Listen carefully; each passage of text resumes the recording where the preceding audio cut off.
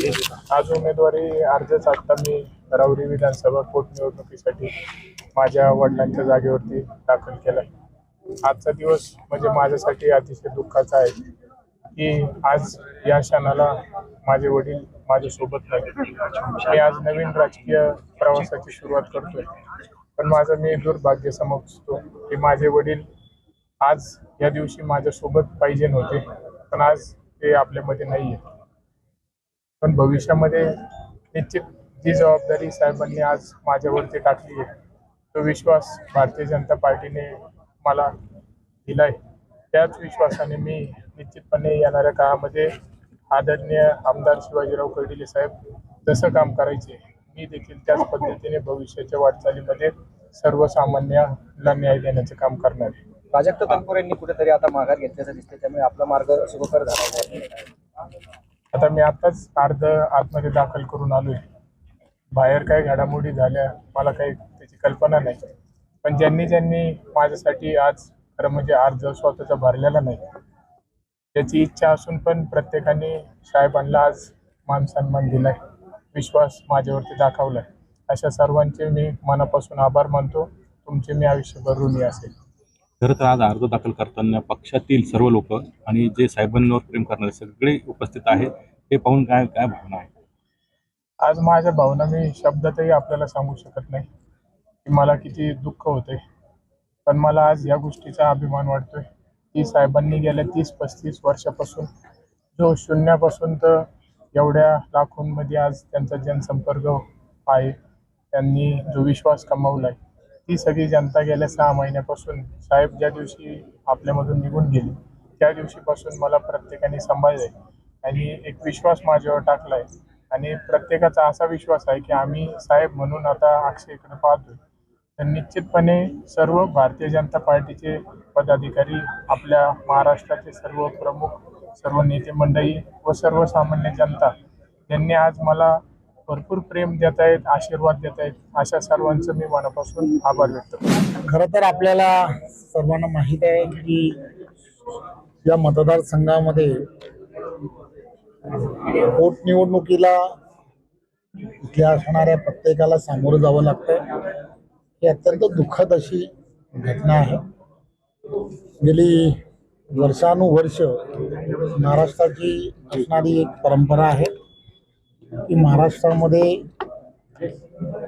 निवडणुका आणि निवडणुकीच्या पार्श्वभूमीवरती अशा काही घटना घडल्या आणि पोटनिवडणुकीला जर सामोरं जायचं असेल आणि एखादा लोकप्रतिनिधी की ज्याच्या मृत्यूनंतर त्याच्या कुटुंबातील जर कोणीतरी निवडणुकीला जर सामोरं जाणार असेल तर सहजासहजी बऱ्याच ठिकाणी त्या पोटनिवडणुका ज्या आहेत त्या बिनविरोध होताना आपण बऱ्याच वेळेला पाहिले. आणि आपल्याला सर्वांना माहीत आहे की प्राजक्त तनपुरेजी, देवेंद्र फडणवीसजी, मी आम्ही सगळीजण विधानसभांमध्ये एकत्र काम केलं. त्यांच्याकडेही गेल्या वेळा राज्यामध्ये मंत्री म्हणून ते काम करत होते. त्यामुळे एक चांगल्या वातावरणामध्ये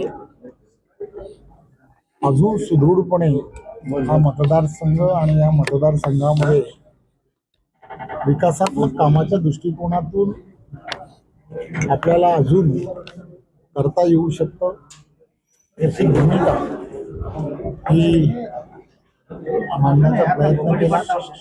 आणि आपल्याला माहीत आहे की भाजपची नेहमीच या मतदारसंघाच्या विकासात्मक दृष्टिकोनातून नेहमीच अग्रेसर राहिल्या. या भागामधील असणाऱ्या ज्या काही विकासात्मक विषय आहेत हे विषय आपण एकत्रपणे सोडवता येऊ शकतात अशी विनंती आम्ही आज प्राजक्तांना करण्याचा प्रयत्न केला. आणि प्राजक्तजी ज्या पद्धतीने त्यांची असणारी मतदारसंघाबद्दलची असणारी कळकळ लक्षात घेता त्यांनी काही विषय आमच्यासमोर मांडले. आणि या विषयामध्ये आपल्याला सर्वांना माहीत आहे इथली असणारी नगरपालिका असेल, या नगरपालिकेला विकासात्मक सरकारकडून आम्ही एक चांगल्या पद्धतीने जे काही देता येऊ शकतं ते देऊ शकतो हे आम्ही त्यांना सांगण्याचा प्रयत्न केला. त्याचबरोबर राहुरी आणि ह्या मतदारसंघामध्ये रोजगाराच्या संधी उपलब्ध होणं हे सुद्धा अत्यंत गरजेचं असल्यामुळे MIDCचं निर्माण होणं या भागामध्ये हे अत्यंत गरजेचं आहे. त्याचबरोबर इथल्या असणाऱ्या धरणामध्ये मोठ्या प्रमाणामध्ये गाळ आहे आणि हा गाळ काढला गेला पाहिजे. या संदर्भात सुद्धा पॉझिटिव्हली विचार करता येऊ शकतो.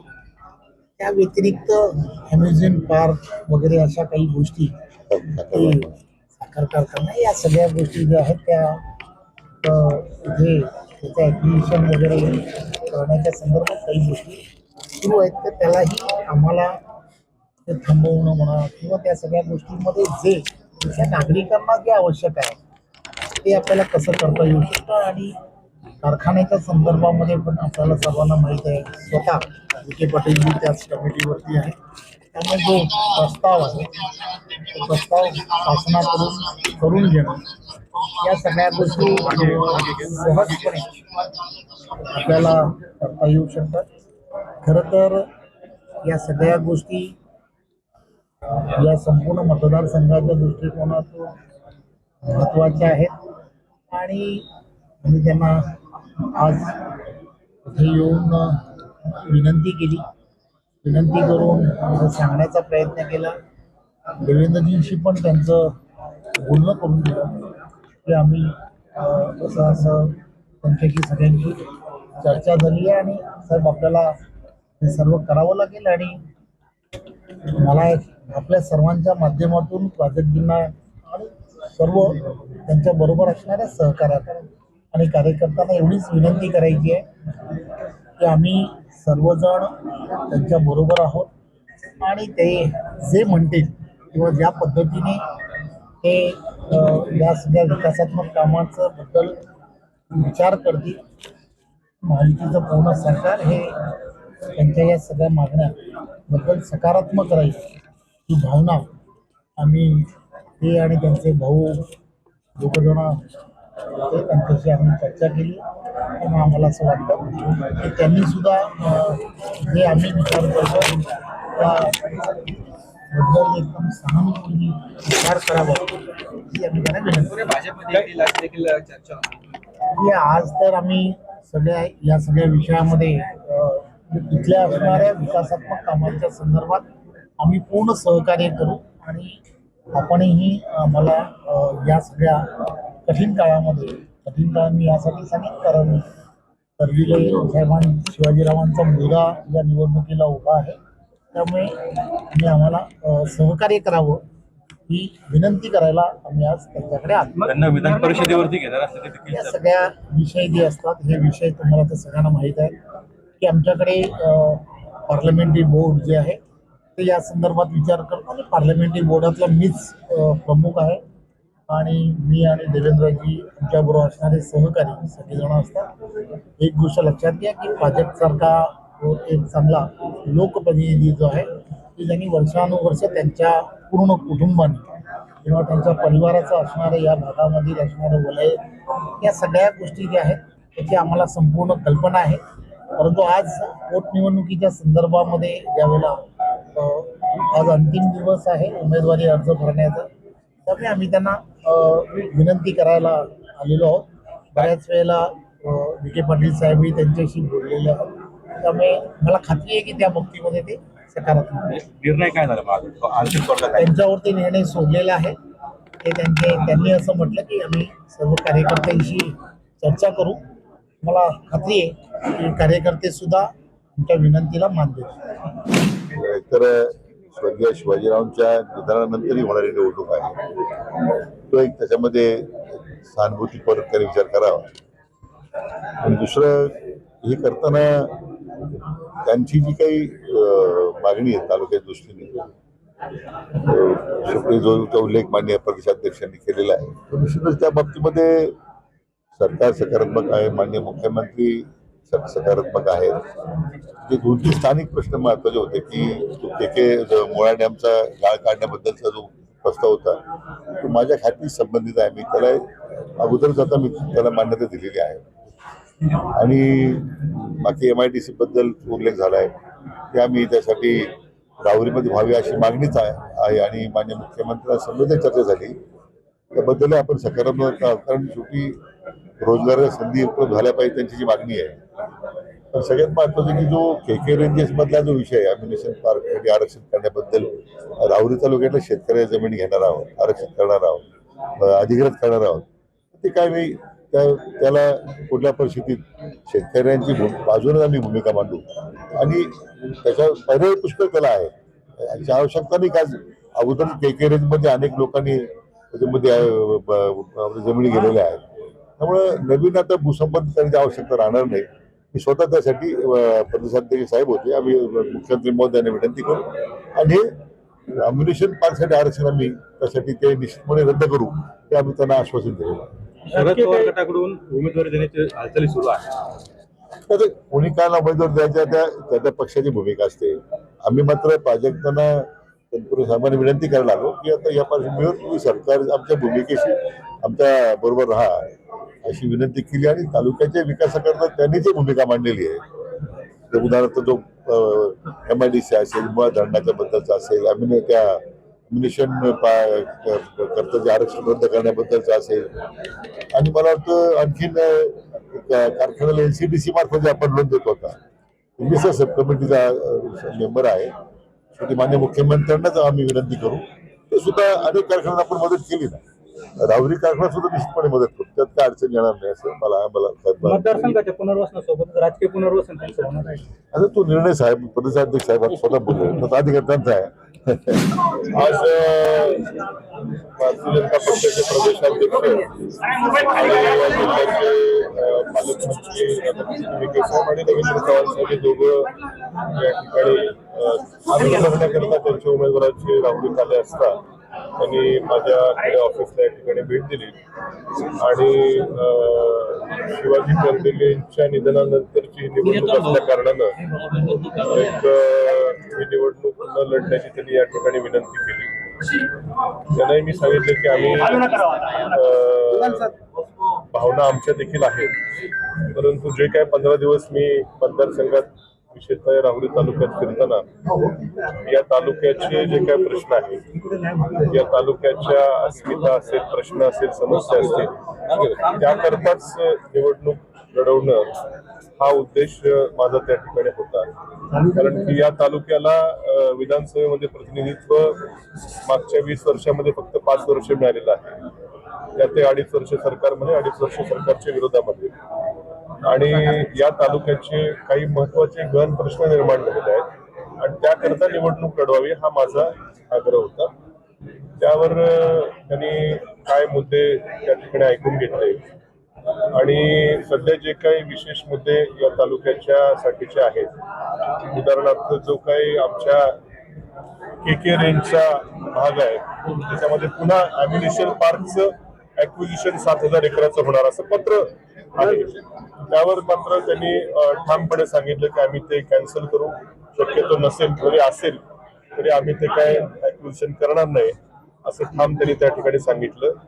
त्या डॉक्टर तनपुरे सहकारी साखर कारखान्याचं NCDC कडे कर्ज प्रकरण मंत्रिमंडळाच्या बैठकीसमोर बोललेले असणार आहे. त्या बाबतीत देखील स्वतः विखे पाटील साहेबच त्या मला वाटतं ते कोणत्या कमिटीवर आहेत, त्यामुळे त्याच्या बाबतीत त्यांनी देखील सकारात्मक भूमिका त्या ठिकाणी दाखवली आहे.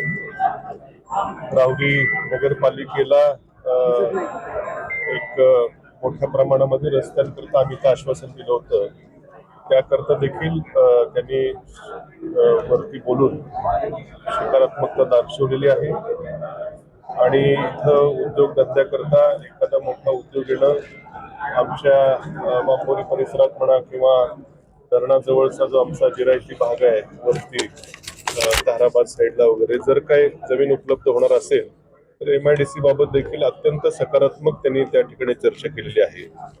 आणि आणखीन काय विषय मुळा धरणाच्या देखील त्या ठिकाणी जे समन्यायी पाणी वाटप धोरणामुळे बऱ्याचदा मुळा धरणातलं पाणी हे जायकवाडीला सोडावं लागतं आणि इथल्या शेतीला मोठी अडचण येते. तर जवळपास 2.5 TMC गाळ त्या ठिकाणी आहे, तो देखील काढण्याबाबत देखील सकारात्मक उपाययोजना आधीच चालू केल्या त्यांनी सांगितलेलं आहे की जेणेकरून या मुळा धरणातलं पाणी आणखी त्या ठिकाणी तालुक्याला उपलब्ध होईल. अशा सर्व बाबींवरती अत्यंत सकारात्मक चर्चा झाली. मुख्यमंत्री महोदयांशी देखील फोनवरती चर्चा त्यांनी घडून आणली. त्यामुळे या तालुक्याच्या विकासाच्या मुद्द्यावर निवडणूक जी लढवायची होती त्यावरती त्यांनी सर्व मुद्द्याला अत्यंत सकारात्मक प्रतिसाद दिलेला आहे.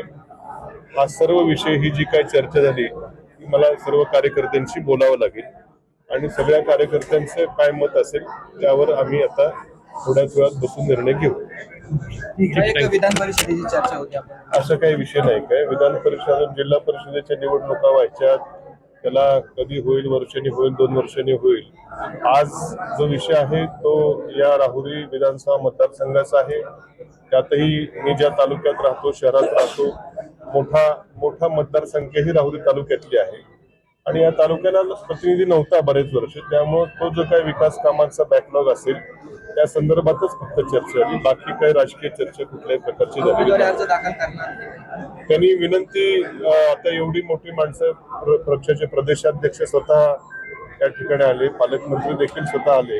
एवढ्या मोठ्या माणसांनी या ठिकाणी विनंती केलेली आहे आणि विकासाचे प्रश्न देखील मार्गी लावण्याचं त्यांनी सकारात्मक अत्यंत मुख्यमंत्री महोदयांनी देखील सकारात्मकता दर्शवलेली आहे.